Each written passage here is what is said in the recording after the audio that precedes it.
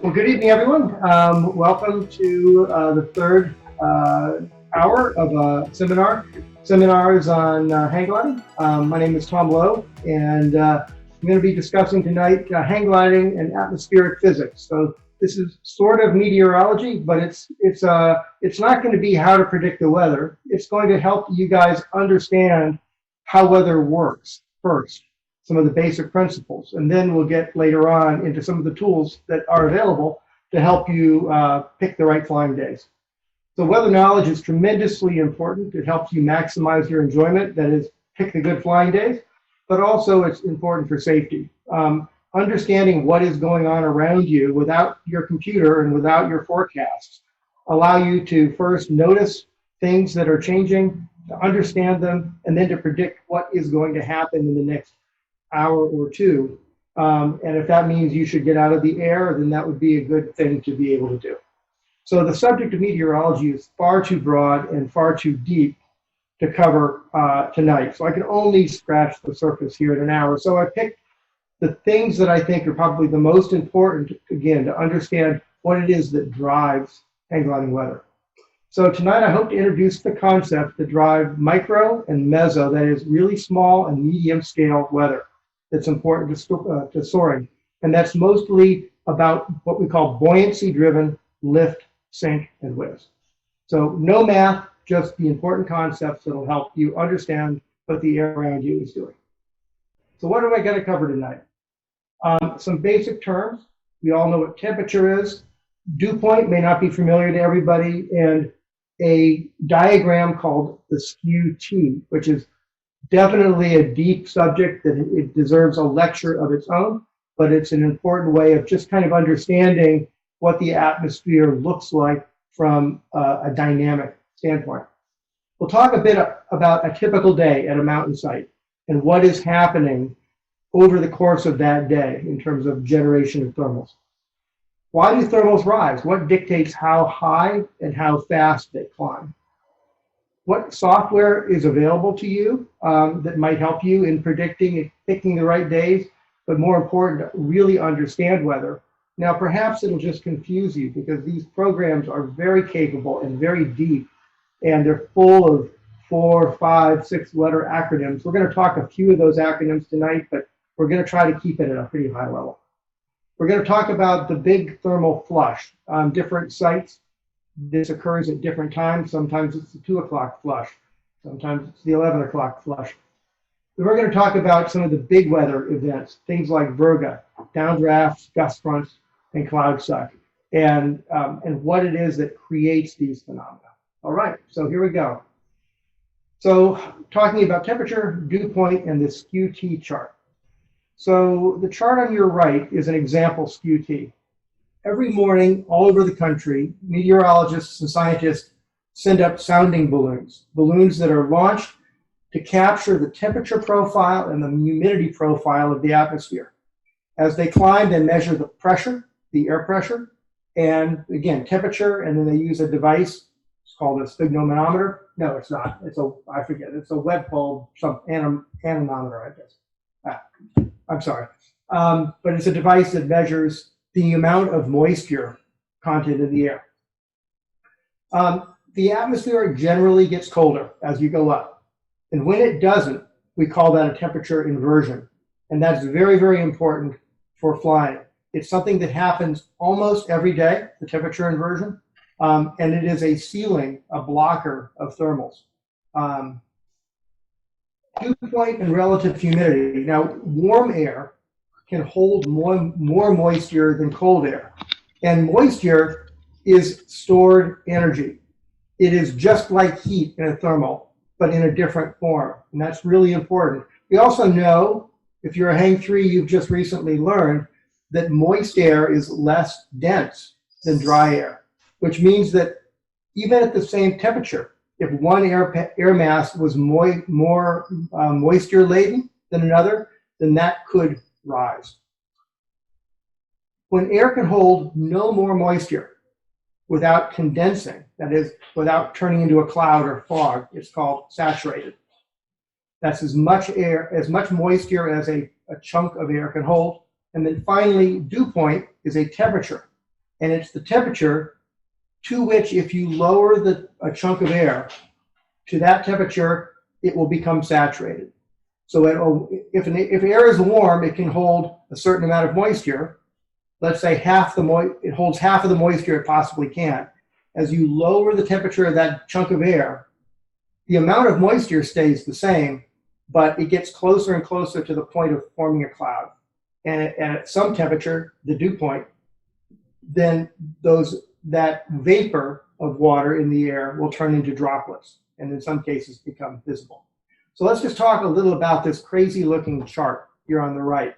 First thing I want to point out is this line here at 700. That's 700 millibars of pressure. So this axis here is the atmospheric pressure.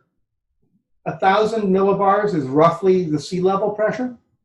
700 millibars is 10,000 feet. So this chart goes way the hell up. It goes up to, I don't know, 80, 90, 100,000 feet. The balloons go that high. But we're only interested in this bottom less than a quarter of the chart.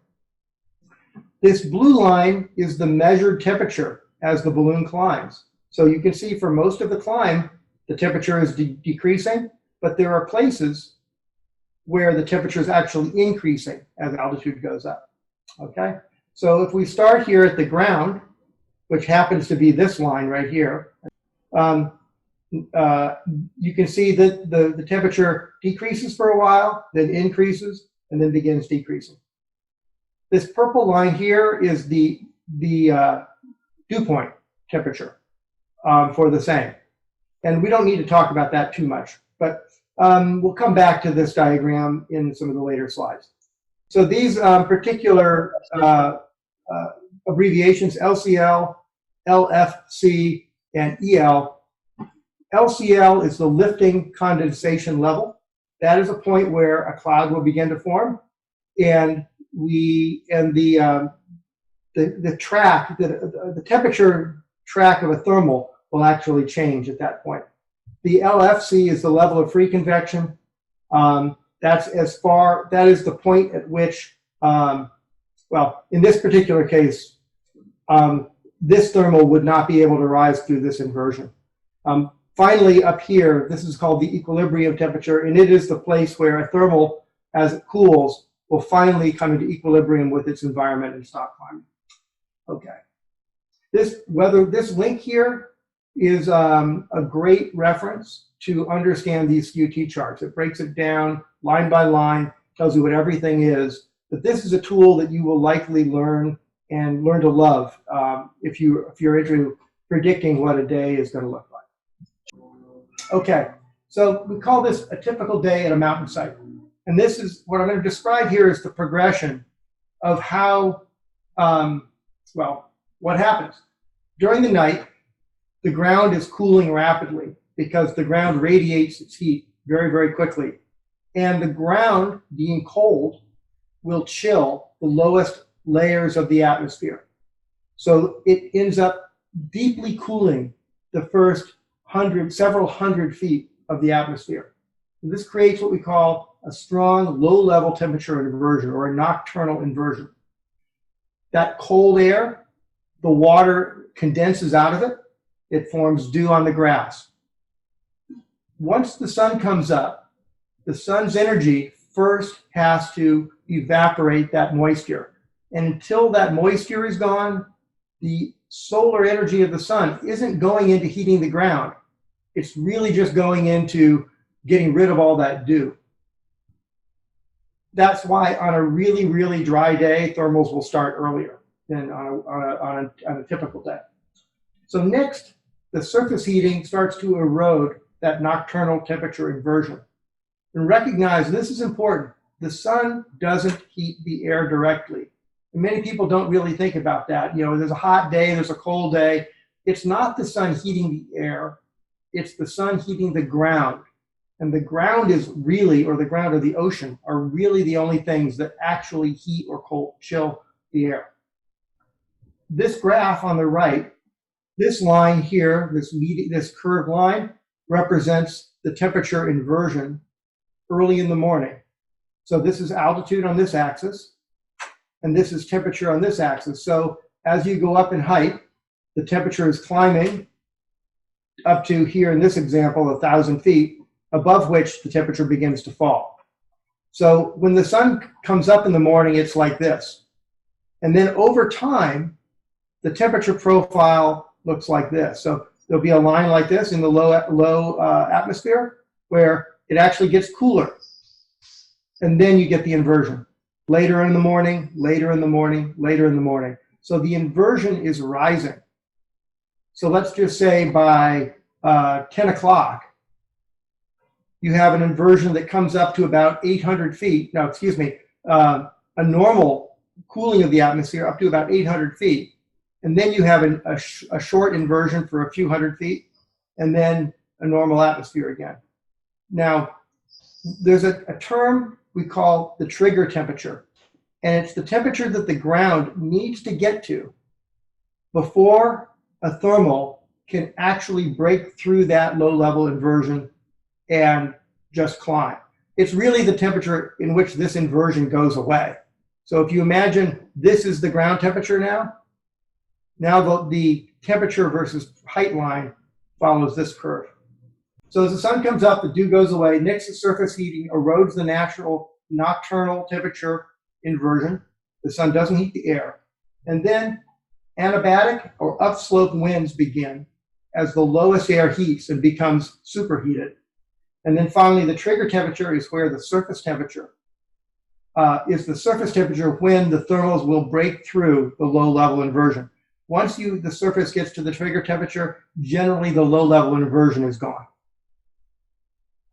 Sorry again. And so, are you saying that the adiabatic adiabatic winds only they start after the trigger, or there's sort of some before that, but it gets complicated, or? Yeah, no, they start before that. The thermals aren't going to climb very high. Okay. So if you're sitting on the top of a hill, you might find light upslope breezes. The cycles will be spaced far apart. And if you were to launch, even if you were able to climb, you would quickly hit that temperature inversion. Yep. Okay. But as soon as the sun starts hitting the hills in the morning, you'll get upslope breeze, but that doesn't necessarily mean it's soarable yet. Got it. Thanks. Okay. So why do thermals rise? Air that is less dense than the surrounding air will rise, and air that is more dense will sink. It's all driven by the density of the air. The actual temperature of the air doesn't really matter. It's not the temperature in an absolute sense. It's the difference between the temperature in one parcel of air and that of its surroundings. So you can have awesome thermals when it's freaking cold outside, and the thermals might be 40 degrees and the rest of the air is 35 degrees. So it's not about the absolute temperature. And finally, if it's unstable, and what unstable means is if air starts to move up, it keeps moving up on its own. But it also, and it will keep going until it is equally dense to its surrounding air. So it doesn't, we think of thermals as air that rises because it is warmer or less dense than the surrounding air. But that implies that the thing that got it started was the sun heating the ground, and that's how thermals work. But ridge lift or convergence lift, if you get air moving vertically for any reason at all, if it's unstable, that air will continue to climb and climb and climb. And that's a great thing. That's why on some days at Fort Funston, for example, you can get really, really high if it's unstable, way higher than the ridge lift alone would allow. Excuse me, sorry if I missed this, but can you define unstable? Absolutely. So what unstable means is, and thank you for asking the question, if the air in the atmosphere is not getting colder as you go up very quickly, in other words, rather than getting really cold with height, it just kind of stays the same temperature. Let's just use that as an example. The air doesn't get colder or warmer as you go up, let's say, for a few thousand feet. And you get some air on the ground that is 5 degrees warmer than everything else. it will start to go up. But as it climbs, it will eventually catch up in temperature and density to the air around it, and then it will stop climbing. So that's a stable condition because it's always slowing down and stopping. But there are conditions where the thermals just get better and better and better the higher you go. That's unstable conditions. So it's actually clear on the Skew-T chart, and we're going to go look at that now. This may get a little bit deep, but I'm going to try and keep it kind of real. But there's a couple of key points here that come back to this question of what is stability. If I don't answer completely, call me on it, I'll come back. So when ground heated air is sufficiently light, it will begin to rise. Once that bubble of air breaks free, it's no longer getting energy from the ground. The amount of energy in that bubble is now essentially fixed. It has two forms of energy. It has its temperature and it has its moisture content. And then you'll learn in a bit that they're kind of interchangeable. But think of it as a battery. And as soon as that thermal breaks loose, it's got only a certain amount of charge. As that thermal rises, the surrounding air pressure, the pressure that's holding it in, is dropping. So that thermal actually grows and expands. So that's why thermals are bigger at altitude than they are right next to the ground. The expansion and the drop in air pressure causes cooling of the thermal. And the rate at which that happens, and this is one of the big technical terms, is called the dry adiabatic lapse rate, or DALR. And I don't confuse, you may have heard the term lapse rate before. And lapse rate is defined as the rate at which the environment temperature is dropping as you go up. So when you sent that radio sound, that balloon up, it measured the lapse rate.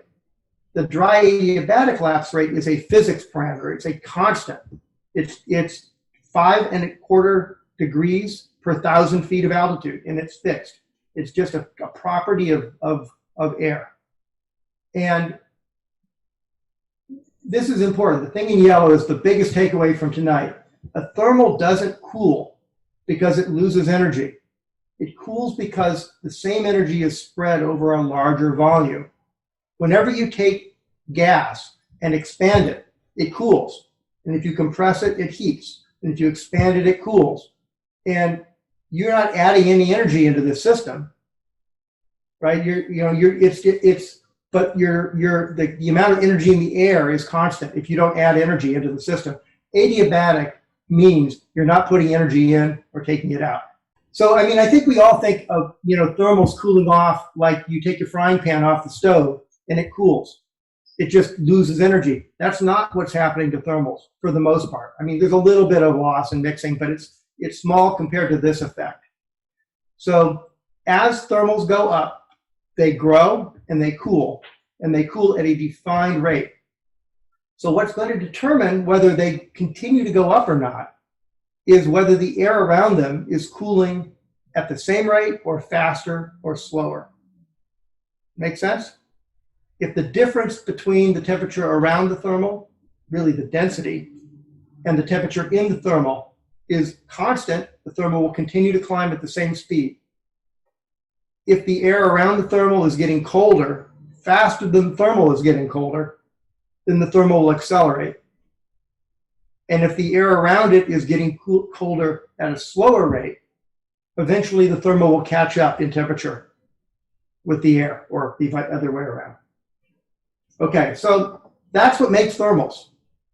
And that's what determines whether they go up or not and how fast.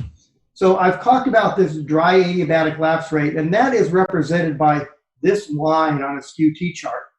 But since we're only down here from here down, it's essentially a straight line. This is the negative 5.25 degrees Fahrenheit per 1,000 feet, or negative 10 degrees per 1,000 meters if you want. It does change a little bit as the air gets thinner and thinner.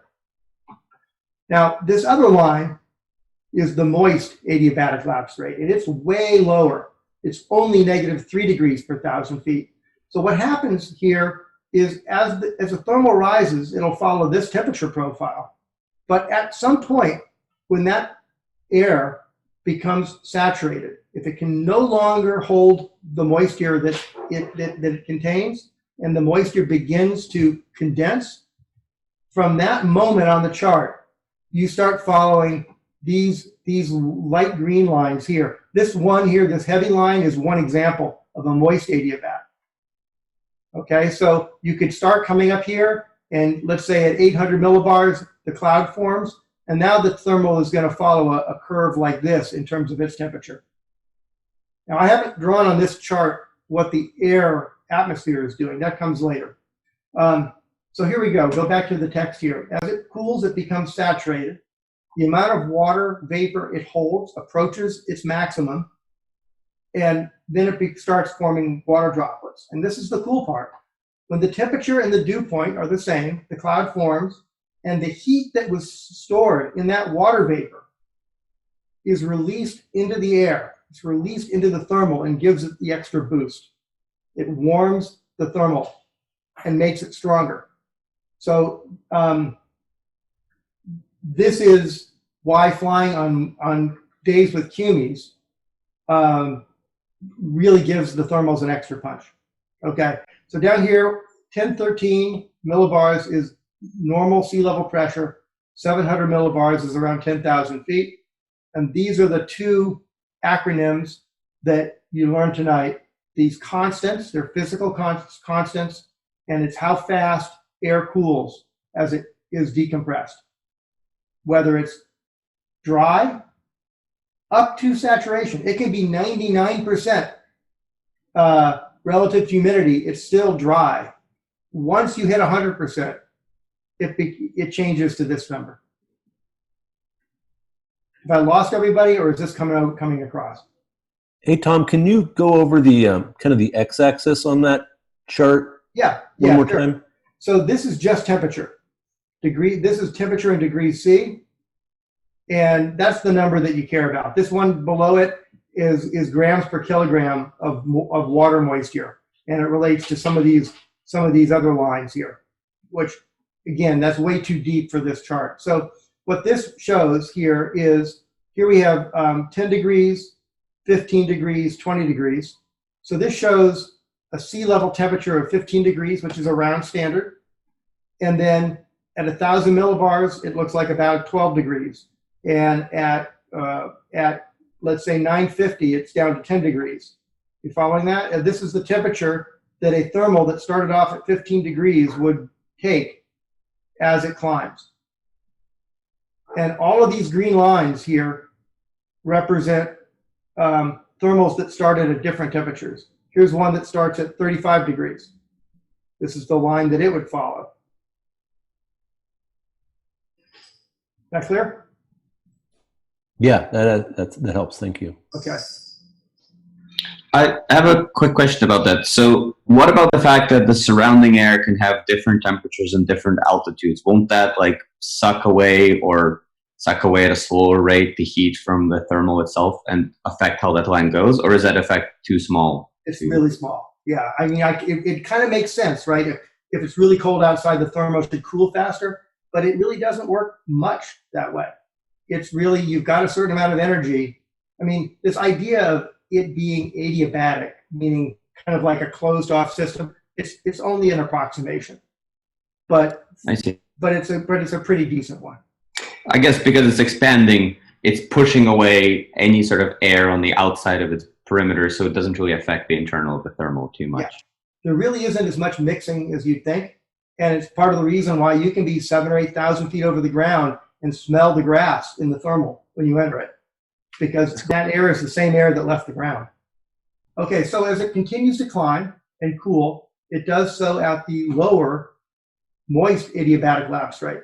So if, depending on what's going on in the atmospheric pressure or the atmospheric temperature, if the surrounding air keeps getting colder, then the difference between the thermal temperature and its surroundings gets larger, and the climb rate of the thermal accelerates. So because the slope of the curve went from this to like this, the slope of the cooling of the atmosphere now, if it still follows this kind of line, the thermal is getting more and more potential power or energy. The difference between this line and this line is sort of the difference in temperature between the thermal and the surrounding air. So here, the thermal has the same temperature as the surrounding air. Here, the thermal is actually colder than the surrounding air. So this day, the thermal wouldn't go up. You'd have to start off at a temperature around here for the thermal to break through this inversion. Does that make sense? All right. Yes. So only if the air around the thermal gets warmer will the difference go away. And when it does, the thermal stops climbing, and that is the equilibrium level up here. In this particular one, this thermal went up to the stratosphere. By the way, this here is a typical, the air gets colder and colder up to about 60,000 feet, 65,000 feet, and then it gets warmer. And that's why thunderheads never go higher than 65,000 feet when they get an anvil on top, because they run into, I think it's called the tropopause. I'm not 100% certain of that. Okay. So since we generally fly in the air between the ground and cloud base, what happens above cloud base is really only a factor in cloud suck, which I'm going to talk about later.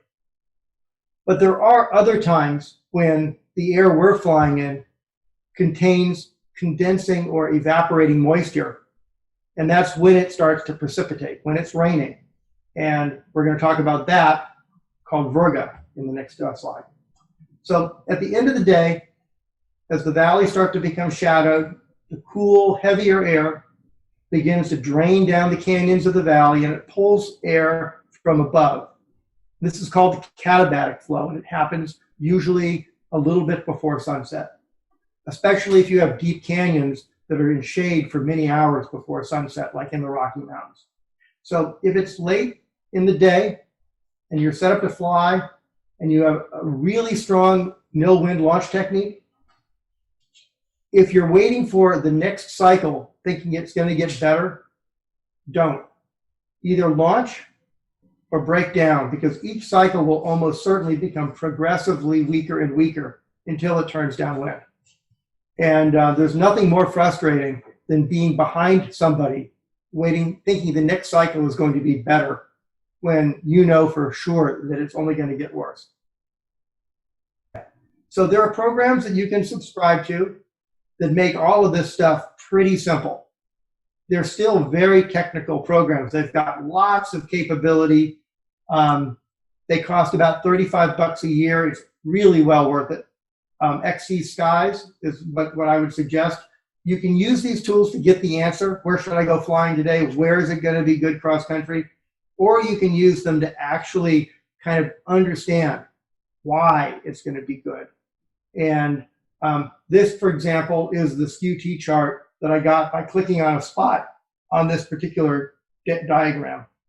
This chart here shows 3 days and how high the thermals are going to go each of the 3 days during the time. Looks like each one of these things at around 1,500 hours, the thermals reach their highest altitudes and then drop off. I mean, these are the kinds of charts that these programs provide. So it really is a great investment, and it's done by pilots. So you're supporting your partners. Okay, so that's all I have on the Skew-T chart and the atmospheric pressure charts. So that's kind of the book part of the talk. Do I need to go back to that at all, or are we okay? Just a clarifying question, Tom. Yeah. What you were just showing right there with that curved white line, that's sort of theoretical, right? Because that line's never going to show up on a Skew-T, right? That's right. No, exactly. So this white line is, I'm looking here. You see this purple line here, this dotted line? Yeah. And this dotted line, and this dotted line. These are just a family of lines. And what you would do is you would start off, I'm just going to give you a hypothetical. Let's say you started off here I'm just going to pick one that's a line, 40, 4 degrees, 43 degrees. Craking hot day. You would follow the dry adiabatic line up, and let's just say that on this particular day, the dew point was 20 degrees. So what happens is right here, this line meets this line. That's where the cloud forms. And then from here, there'd be a line kind of interpolated between these two purple lines that would kind of curve up like this and go over. And some of the charts have these lines much, much more closely spaced. So you could draw, but this is showing you the temperature profile of a hypothetical thermal that starts, in this case, at 28 degrees. And you could create any number of those curves. And where that line hits these blue lines indicates whether it's going to go up or not. When the blue line is to the right of the white line, in this case, the thermal's not going anywhere. It's already too cold. You want to be to the right of the blue line to be climbing.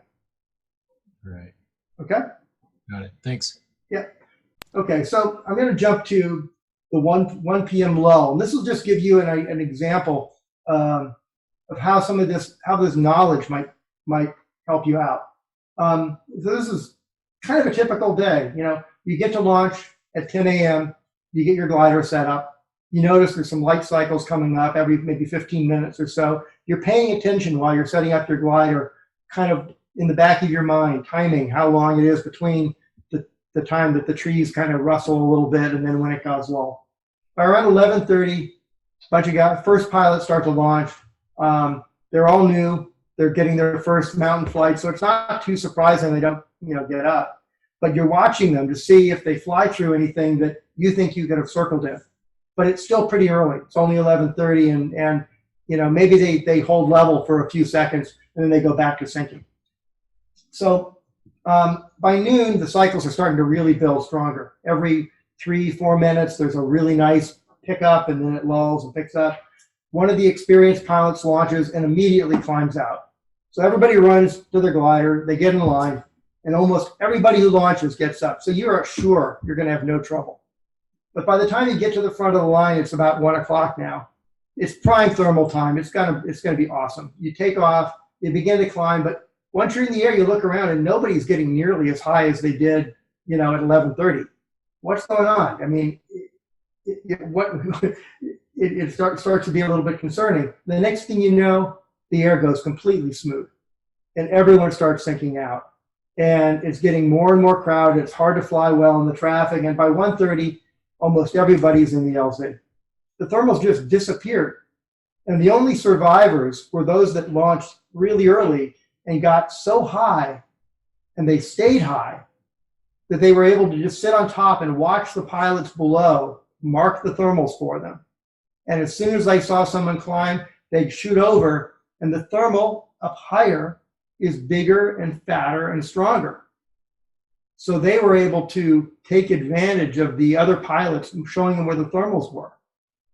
So, maybe you made it, maybe you didn't, but at 1:45, it's just back on. And everybody who waited till late gets a great flight. Perhaps you managed to stick it out, or maybe you're in the LZ watching your friend sky out while you have a beer. But it's soarable till 7. So what the hell just happened, right? I mean, so has anybody had this experience? All the time. Yeah, okay. So we call that the 1 p.m. lull, or again, it might be the 11 or the 12 lull. So here's what goes on. In the early morning, the ground begins to heat. Some spots, so when the sun comes up, the ground's all the same temperature, right? We all agree that everything's pretty uniform then. But some spots are going to warm a little faster, others not so much, but more or less everything is slowly coming up to temperature at the same, because there's not a lot of wind to force differences. Everything is still pretty calm. So as the ground begins to warm, getting closer and closer to trigger temperatures, the thermals begin, the first pilots get up, and suddenly everywhere reaches that magic temperature at once. And it doesn't matter where you are. If you're in the air, you're going up. Every place just got to trigger temperature at once. So there's this huge upcycle, and now cold air from down in the valley is rushing in. Remember, there's still an inversion. The LZ is still really cold because you're up on the mountain where there isn't you're above that deep inversion. So now that cold air rushes in and it shuts all the thermals down. So at the beginning of the day, the thermals are all synchronized. They all start from exactly the same part. You kind of reset everything overnight. And then when it gets warm enough, everything lets go, and then everything shuts down. Now, as the day goes on, things get more and more random because clearly some things do heat up faster than others, and the wind starts to mix things up. So later in the day, the randomness of the cycles ensure that there's always a thermal somewhere you can go. Now, maybe you won't find it, but it's not because there wasn't a thermal. On the other hand, the first sync cycle after the first big upcycle is sometimes it's almost inescapable. So if you're one of those early guys off and you get up, you don't want to think, oh, I got this. You want to absolutely maximize your height and position yourself to survive the sync cycle that's coming. Got it? So do you guys understand this graphic? Think of this as the upcycle, the down cycle, the upcycle, the down cycle. So the first upcycle is awesome, but the first down cycle, it's down everywhere. But later in the day, the up cycles and the down cycles start to kind of mix up. So there's always something going up someplace. You got to survive the phase change, right?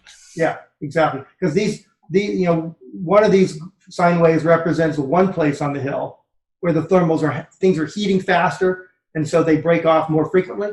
The other is someplace else on the hill that doesn't heat quite as fast, so it's a longer cycle. And so those things start to work together. But again, that first cycle, they're badly out of phase or in phase. Quick question. So about this graph, does the amplitude changes or it stays the max amplitude stays? No, absolutely. I mean, I literally typed in, 2 sinusoids into Google last night, and I got this graph but the amplitude of the sines, I mean, over the day, the thermals are going to get bigger and bigger, until 4:30 or 5 or 6, and then they begin to diminish. So yeah, you would, if you were to really draw this accurately, they'd be growing and they'd all be different. But from what you mentioned, the first bump, will the amplitude of the first bump will be higher than the second one or not? Or they will just continue growing? They might be higher, but the difference is the first bump, you can barely go wrong because there's lift everywhere. Now you're only in one place. You don't know that there's lift everywhere because you're just climbing alone. You're right. But the beauty of the first bump is that if you hit the timing right, there's a lot of thermals going all off at once in a lot of places. And then there's no thermals going off anywhere for a while. Right? But but remember, the ground isn't really that hot yet. So what you gain from the widespread lift, you may lose. It may not be a boomer. It might not be 700-800 feet a minute, but it will be widespread and pretty easy to stay in. But can you also because that will be the first one, so you don't have the previous experience, so you cannot actually time it, so you don't know how long it will last, right? Yeah, that's right. Yeah, this is why inexperienced pilots shouldn't go first. It's usually the guys that have been flying for 30, 40 years that are the ones that bail off the hill early on those days. Thanks. Yeah. Okay. So Virga, downdrafts, and gust fronts. So the point of this is unstable, which we described now. It works in both directions. Remember we said if it's unstable and you start air moving up, it keeps going up, maybe faster and faster. Unstable, if you start making air go down, it will go down maybe faster and faster. So if the day is super convective, if it's a really, really good day with lots of moisture and lots of heating, you have to be aware of evaporating rain. We call it Virga, and this is a picture of what Virga looks like. It's rain that falls from a cloud, and before it gets to the ground, some or all of it evaporates. So when the atmosphere is cold up high and warm down below, that's perfect soaring conditions, makes for a great soaring day. But when the condensation droplets that make the clouds become large enough to begin falling as rain, everything that made those thermals happens in reverse. So as the droplets fall, they drag some air with them just because of friction. And that causes a downdraft. And the cold air from up above being dragged down into the warmer air is relatively heavier than the warmer air. So it starts to fall faster. And the bigger the difference between the cold air and the warm air, the faster the cold air falls. Well, of course, if the air is going down, the droplets can go down faster too. So you get this cascading effect where the droplets drag the air drags the droplets. And the coolness of the air coming from above below accelerates that process. Now, when those droplets fall into sufficiently warm air, they evaporate. And just like when the droplets condensed, they gave off heat, when they evaporate, they suck heat out of the air. So it super cools the air around them. And this is a huge effect. And this is the danger of Virga, because now we have rapidly falling air that is being super cooled. And that super cold air drops like a brick. And it drags the rain and the droplets with it faster and faster. You don't want to be anywhere around this. And if you guys attended one of my safety talks a few weeks ago, I showed this picture. And this is Virga over here. And it wasn't particularly threatening to me. And this was probably among the most scary flights that I've had, because within a few minutes, I went from flying in almost no wind and drifting with the thermals, very, very nicely back behind the ridge, to 35 or 40 mile an hour winds at altitude. And I found myself down in one of these canyons with the wind blowing across the canyon, having everything I could to keep the glider right side up. So, I also fell into the trap on this day, looking up and seeing people much closer and much higher to this cloud and thinking, well, they're okay, so I must be okay too. And that's a dangerous trap to fall into, as I described in my last talk. So it doesn't have to look like this to actually be something you should be concerned about. I'm trying to get it to go to the next slide. Hey, Tom, Wait, is that the mechanism behind microbursts? Yes, it is, exactly. can you go back to that last slide? Yeah. On the image that you were showing us, what are the visual indicators that led you to say, there's Virga there? In the photo while I'm flying? Yeah. So if you look here, you can see in this terrain here, the way that the sunlight is like it's kind of being refracted. It almost looks a little bit foggy and hazy in this area here. And that's what precipitation looks like when you're flying. Over here, there's a lot of contrast. The darks are dark and the lights are light. Here, everything is kind of fuzzed out a little bit. Is it any different if there's just light rain that's making it all the way down to the ground? It seems like it would also be an area we'd kind of want to avoid. Well, it drags the air, but if it doesn't evaporate, the big effect here is when it re-evaporates. Just like when the cloud forms, it gives it a huge boost up. When the cloud unforms, when the water droplets re-evaporate, it's a huge factor. Got it. Thank you. Yep. Okay, so here we go. I'm sorry. Could I ask one more question in regards to that? Yeah, absolutely. Apologize. Not at all. This is what we're here for. So if we find ourselves faced with something that looks like this, obviously terrain's going to be very different. In general, is it just turn around and hightail it away as quickly as you can? Yeah, exactly. And I'm going to, that's the next slide. I'll describe that. In this particular day, I managed to make it out to the valley, got some air under me, looked down and literally watched the roof of a building get torn off. And it was obvious from the grass blowing. And I was at that point maybe 2,000 feet high above the ground. I could tell that the wind on the ground was blowing from where that Virga is toward me, up the valley. And I was at that point in between 1,000 and 2,000 foot a minute lift with the bar pulled in. I turned away and flew 4 or 5 miles up the valley and landed in still air. And within a few minutes later, what was left of that gust front came through. And it wasn't nearly as violent by the time it had moved that far up the valley, but it can be.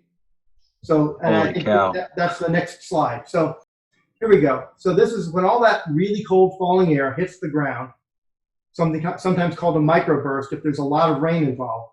It blasts out in all directions from that impact point. This picture in Phoenix is a really amazing example of that.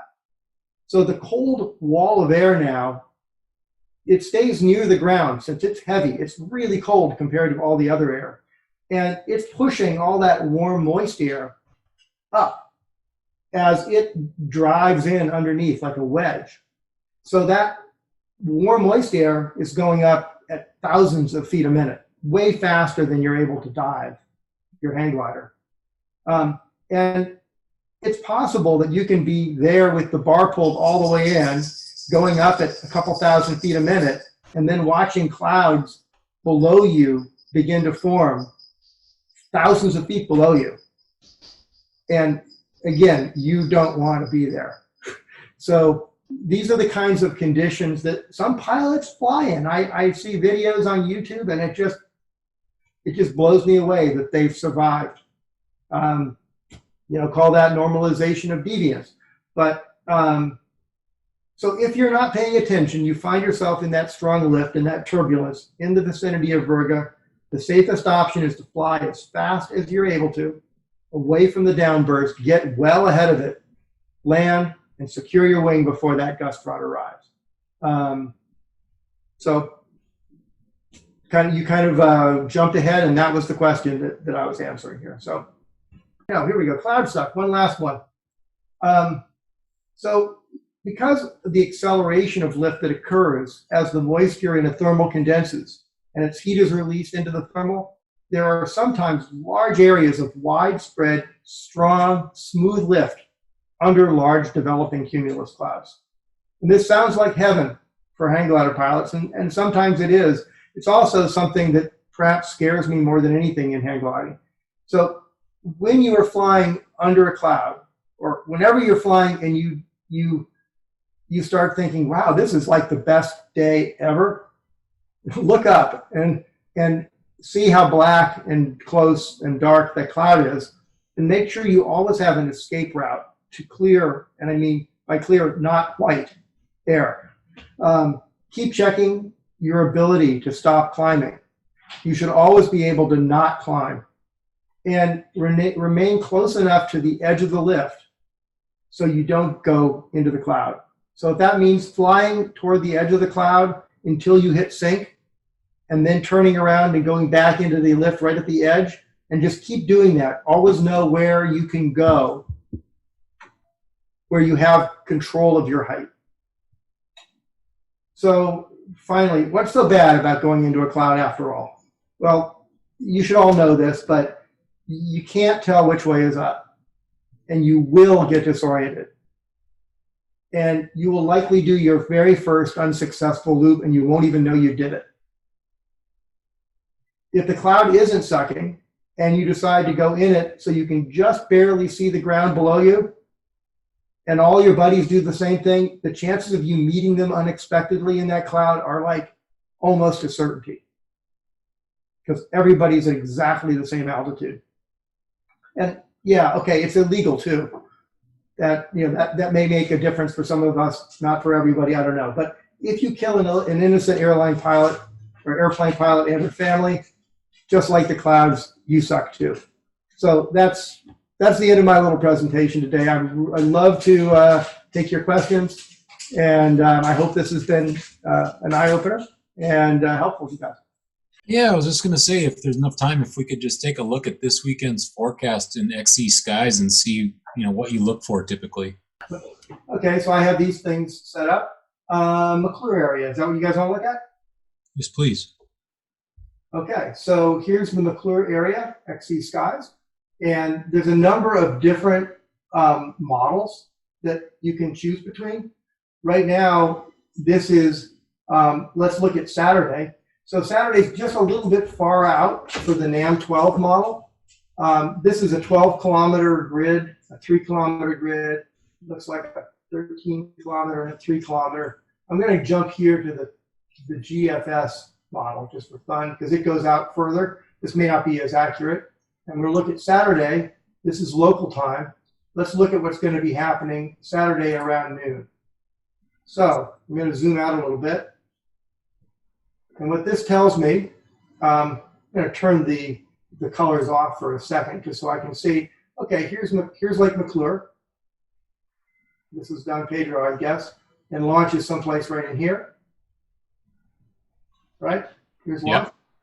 Yep. Okay, and what it shows me is that at noon, 12 o'clock, the top of the lift above the ground is predicted to be between 3,000 and 4,000 feet. So this light blue color. So that's 3,000 feet above the ground. If I want to look at the top of usable lift in an absolute sense, then where is the McClure? Here, light blue again. You should be able to get between 4 and 5 grand, according to this. The wind direction is going to be blowing straight in at 4. Let's look a little bit later. Let's look at 1,500. Sounds pretty good. Okay, now it's gotten dark green, between 6,000 and 7,000 feet. It's gone a little bit north, but the wind is still only 4, right? So now the top of lift above ground is between 5 and 6 grand, according to this.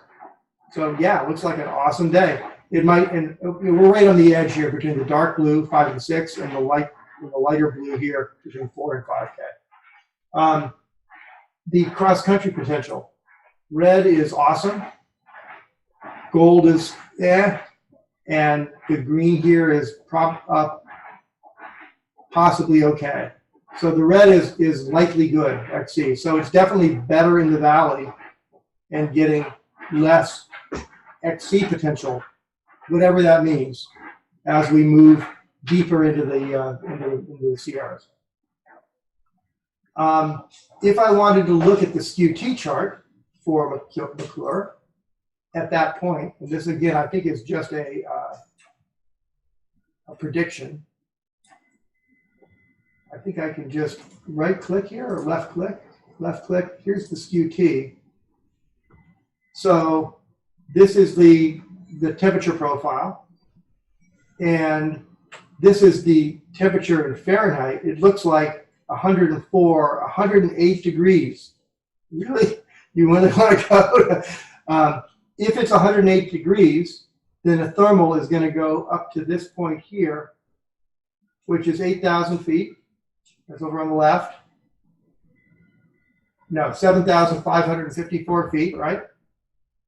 And the winds at that altitude are shown at 13 miles an hour and at 73 degrees. And there will be no clouds. Does that make sense? Yes. You had me until the 108 degree part. So, you see where I'm looking here? Temperature. Unless I don't know, maybe that line there is the actual elevation of the ground.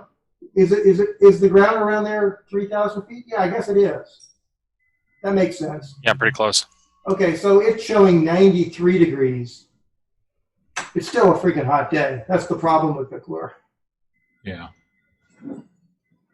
But yeah, but a good day. Oh, so that's the actual forecasted temperature is what that line is saying. Okay. Yeah. So the point. The thing is that this line here, that I'm tracing with my mouse, that's the dry adiabat. So it just gets better and better. This slope here. I think that. Wait a second. The thermal is going to. Yeah. Okay. This blue line is.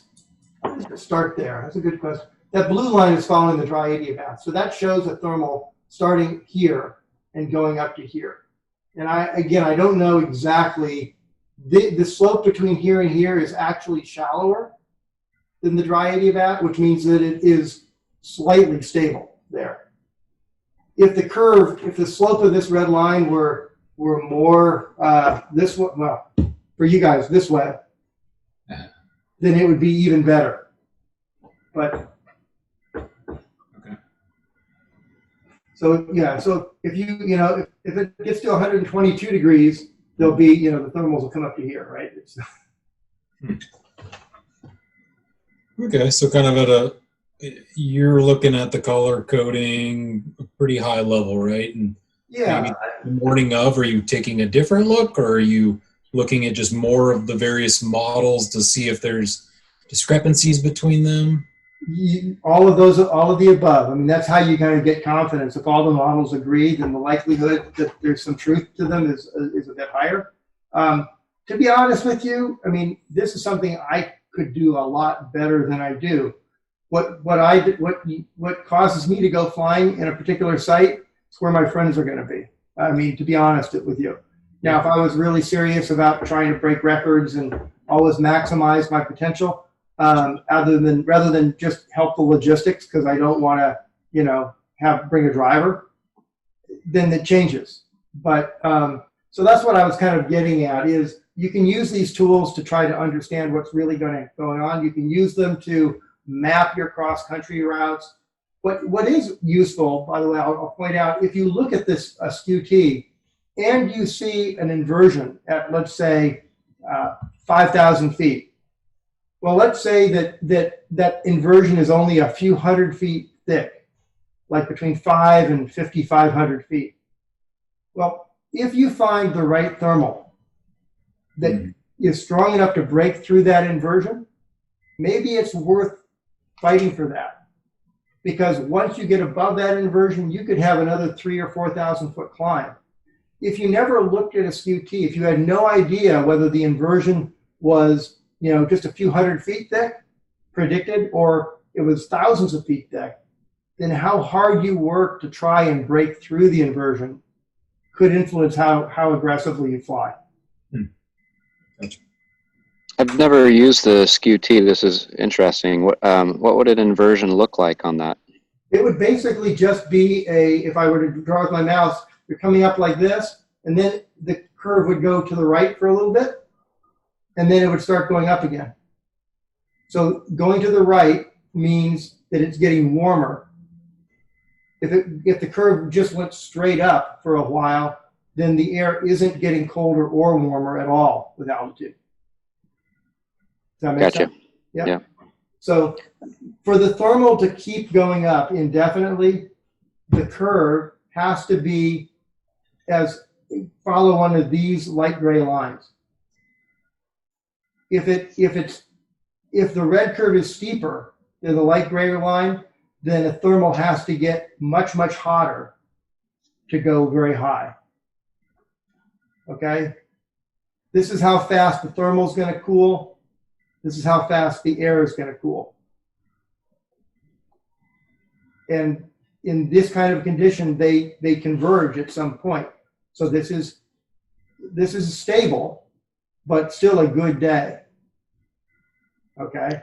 Because it's going to get hot. I found the point cast helpful too. Do you ever use that, Tom? Yeah, well, that's what this is here. So I basically just clicked on a spot and then just used point cast. Oh, I'm sorry. Yeah, no, you're right. So this is the point cast. And this shows over the next several days. Yeah. Thursday, Friday, Saturday. Oh man, Sunday is going to be better than Saturday. Not as good as Monday. I mean, better than Sunday is the best of the Saturday, Sunday, Monday days. That's what this is showing to me. So you mentioned the small inversions, 500 feet, right? Yeah. Would you be able to see that from the graph? Because I think it's is the linear or logarithmical scale? It's a log scale. Yeah.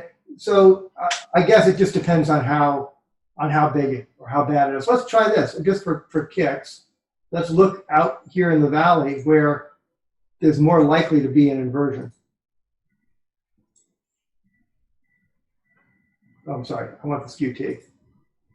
There you go. So there's your typical inversion that we see here in the Bay Area, right? This is what it looks like. So it goes, I wish I could zoom in. I don't think that it does. But 91 at the ground, cooling to 85 degrees at 1,100 feet, then warming back to 90 degrees by 1,900 feet. That's a really, really deep inversion, especially for 1,500 hours. Yeah, there's been, I think since the fires have started and all that, the inversions have been quite powerful, actually. We're talking like, 20-degree negative lapse rates or 10-degree negative lapse rates and all that. Yeah. So it's, yeah. Yeah, so what this is telling me here is to get a thermal that can get over this bump here, you'd have to start off at around 112 degrees down here. Ain't gonna happen. No way. Right? Well, maybe over the SCU fire. Yeah, right, exactly. What's the units on the y-axis? 1,000 to 200? This one here? This is millibars of pressure. So okay, gotcha. It's equivalent to altitude. You can see the number here, the altitude number going up. The pressure altitude? Yeah, so remember I said 700 is around 10,000 feet? So there you go. Right? So it's, really below 15, here's 15,000 feet, right? As high as we practically ever go. That's really the only part of this chart that you really care about. Tom, is it interpolating based on the point gas location for the Skew-T, or is it based on where the weather balloon is released? Yeah, I think it basically is, well, this balloon hasn't been released yet. It's not going to get released for 4 days. So this is a model, a very, very complex and detailed model. You can get the soundings every day for the balloon that's released. And the beauty of this, the atmosphere, when they do the measurement at like 6 in the morning. They know how it's going to progress over the course of the day. In other words, the profile is valid for the most part throughout the day. And you can use the Skew-T the graph that's created in the morning, that is the sounding, to predict how the day is going to progress.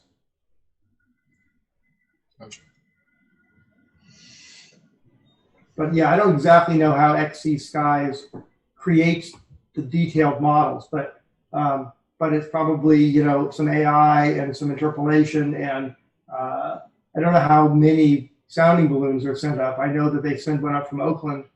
I'm sure they send probably a few up out in the valley and a few down in San Jose, and it's a pretty fine grid, but I'm sure it's not like not every few miles. It's coarser than that. Gotcha. Do you have any other questions? Hey, Tom, I got a question about kind of active LZs. We talked a bit about the shade in the valley and things like that. Mm-hmm. And I was curious, in terms of think of McClure, for example. Sometimes, 2-3 o'clock, it can be pretty active and punchy. Yeah. And then 4 or 5 o'clock, it drops off. And I'm wondering, is it the relative air temperature, or is it direct sunlight hitting the LZ that that's creating that heat that's creating the thermals? It's a great question. I think it may be the latter. I think it's the direct sunlight. As soon as the LZ goes into shadow, things are going to generally become a lot less active, and you're getting just kind of a glass off condition as well. I mean, flying in the midday is thrilling, and it's when you get the rodeo rides.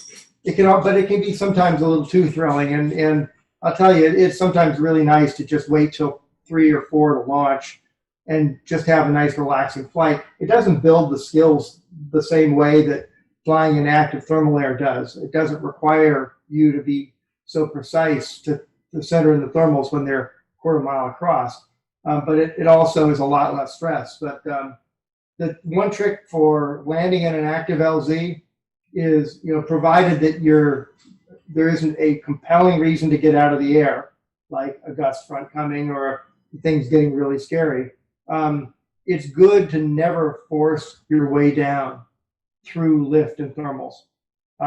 If you just hang out, you don't have to climb in every thermal you run into over the LZ. Go find some place where it's not so lifty. But if you find yourself having trouble getting down, wait a while, 20 minutes, a half an hour, and see if there's a good sync cycle. Because if you land in that sync cycle, it's going to be a whole lot sweeter than trying to force your way down when things are breaking loose. Yeah, great, thanks. Of course. Hey Tom, I have a question about the bubbles. So sometimes if you get in the thermal and then thermal disappears and it feels like a bubble, right? So you get lift and then you make a circle and then there's nothing, and then it may appear again. So is it related to what you showed before, the difference in cycles? You remember the sine diagram, or it's a different thing? It's more of some kind of bubbles. Yeah, I guess that's really 46 years. I don't know exactly how to answer that question. There are the shapes that thermals take, the way that they kind of morph and change as they climb. You can get a sense of some of these things by looking at videos of smoke rings or looking at porpoises blowing donut bubbles and the like. There's a lot of complexity there. It's probably unusual that they're really, really static. I was just thinking a little bit today while I was driving, actually, and this is a little bit on topic, off topic, but vortexes in nature pretty much can't just start or stop in space. They either contact the ground like a tornado, right, where one end is touching the ground, or they come back and close on themselves like a smoke ring or a thermal. And there's laws of physics that basically say you can't just have a vortex stop in midair. Another example is when you're in your hang glider, when you're flying, you have vortexes coming off of your wingtips, right? And it's called a horseshoe vortex because it actually goes from where you take off to your left wingtip, across your wing, and then off your right wingtip back to where you took off, right? Like a big horseshoe or a staple shape. And actually, at the point where you lift off, it dissipates eventually, but there's an equal and opposite vortex left there that is just like the circulation around your wing. So in reality, if it wasn't dissipating over time, you would leave a big circle vortex behind you all the time. So just another example. So if we think about making how do I describe this? If you think about thermals interacting and being these loops of vortices, and how they would interact with each other, you may begin to kind of come up with a mental visualization of what these thermals are doing. You could probably write a computer program to animate the interactions of these things and come up with some insights. I know I didn't answer your question because I don't really know the answer, frankly, of what happens when the thermal is there one moment and not the next. Presumably you just fell out of it and didn't keep a good enough map in your head of where it was or where it was going. But it happens to everyone all the time. Yep. Thanks. Yeah. Anybody else? Is the shape of a thermal as it rises, the drift, is that entirely related to just the wind's aloft changing, or are there other factors? I think the wind's aloft and the atmospheric profile.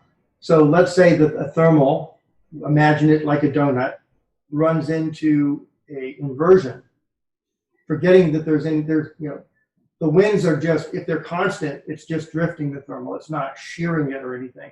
But if you run into an inversion, that thermal is going to hit it like it hits a ceiling, and then it's going to spread out, right?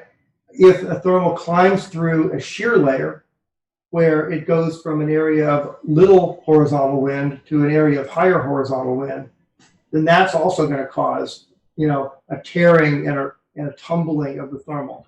And that's why it gets so turbulent when you get to these shear layers. And inversions and shear layers come together sometimes. Like you'll have one set of wind on top of an inversion and a completely different set of conditions below, a different direction of wind, for example.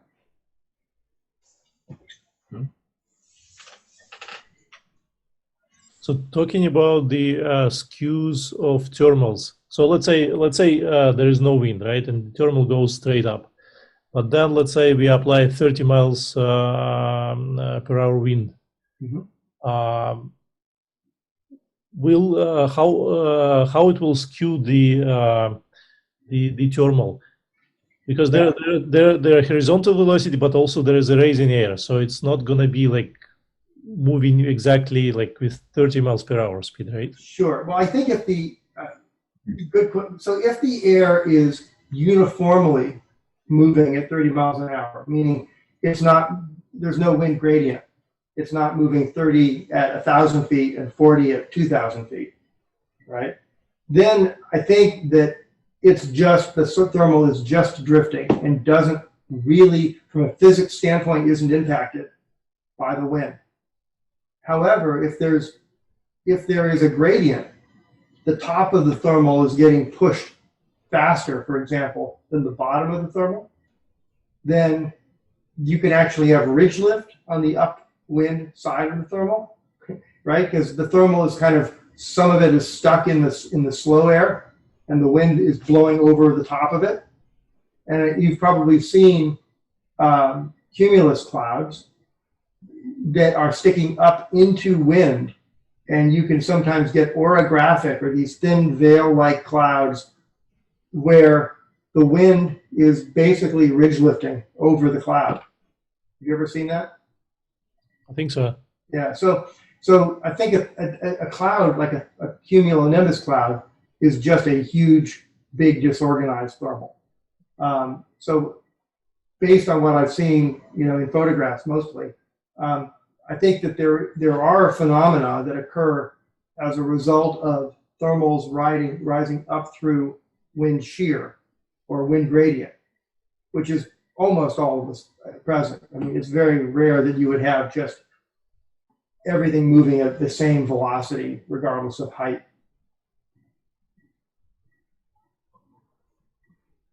So, for example, if you're flying and you see someone's climbing, right? Let's say he's way above you. So it's not exactly at the same level, but either like way below you or way above you. Mm-hmm. And can you actually predict which direction you should fly, like with the wind, and how the thermal gets skewed and stuff like that? Yeah, good question. So what I would probably do is position myself downwind of the other pilot. I mean, and yeah, you don't know what necessarily the direction of wind is that he's flying in, but if you get to the point where he is essentially, you're flying in a direction that is taking you from downwind to a position that will take you over him, then you have as good a chance as you can probably come up with to intersect that thermal, if that thermal is not just a bubble that he is in. And I mean, if it's just a bubble, you could go right over him.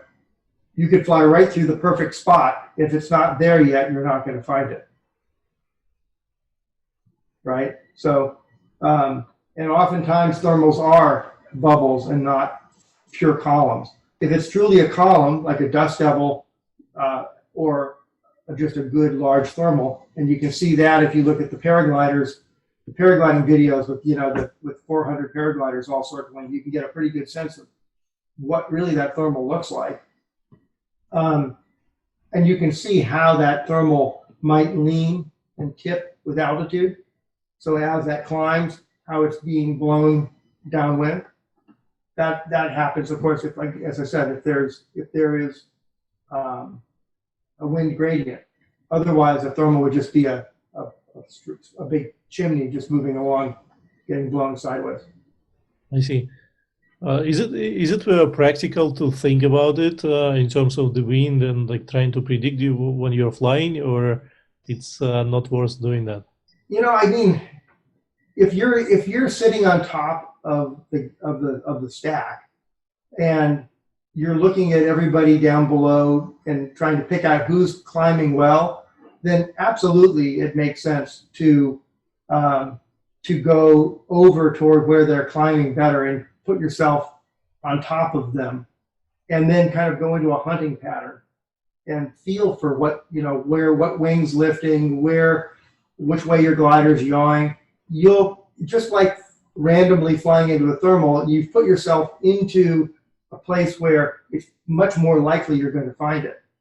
But you're still going to have to, figure out which wing is trying to lift more, figure out how long to wait before you roll. All those techniques that you use to get centered up in a thermal, those are what you're going to play on. You're not going to just say, I know the thermal is right here because it's going to drift from where he is to here. All you can do is improve your odds of flying into it, in my opinion.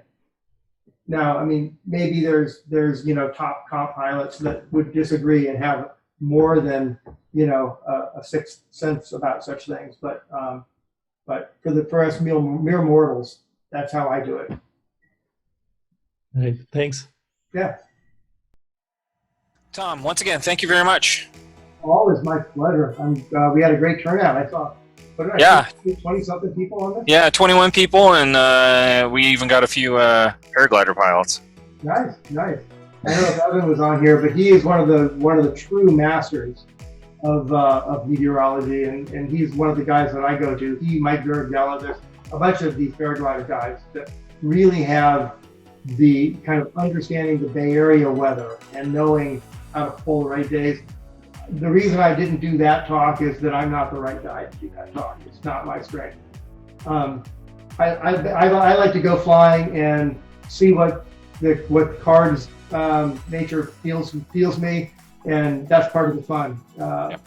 So. Okay, well, once again, thank you very much. Thanks everybody for coming. We'll see everybody next time.